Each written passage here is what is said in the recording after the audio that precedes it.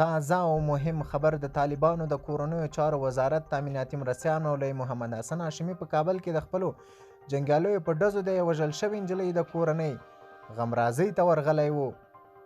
د مریم کورنۍ ته طالبان د غمرازۍ لپاره ورغلي. دوستانو په دې هیله چې روغ جوړ به وي ویډیو را سره تر پایه وګورئ.